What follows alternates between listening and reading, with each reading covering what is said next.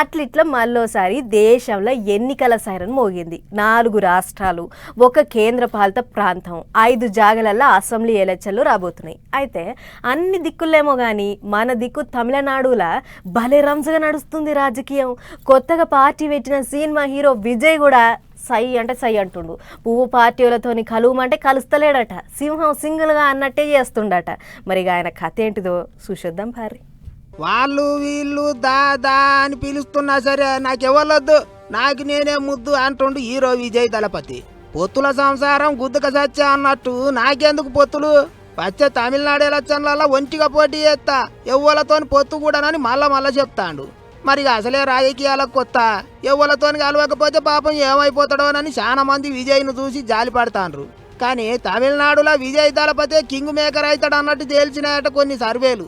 ఏంటికంటే ఇప్పుడు అధికారంలో ఉన్న డిఎంకే పార్టీకి, అటు ప్రతిపక్షంలో ఉన్న అన్న డిఎంకే పార్టీకి సీట్లు ఓట్లు జర అటు ఇటుగానే వచ్చేటట్టున్నాయట.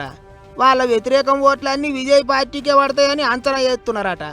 అట్లా ఇక కొత్త వచ్చిన విజయ్ పార్టీకి 15% ఓట్లు పడతాయి అన్నట్టు చెప్తుండ్రు. ఓవేళ అట్లనే అయితే గీట విజయ్ సపోర్ట్ చేసిన వాళ్ళే అధికారంలోకి వస్తారు అన్నట్టు కూడా మాట్లాడుకుంటారు.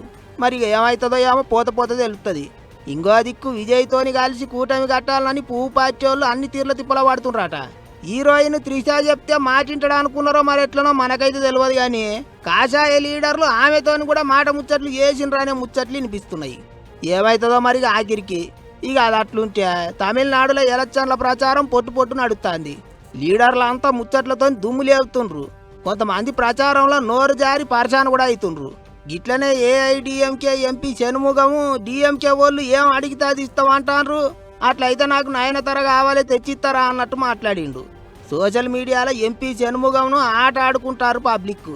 నీ ఎలక్షన్ల ప్రచారం నువ్వు చేసుకోక నడమ గామి పేరేంటికి తీసినావు అని తిట్టి పోతుండ్రు.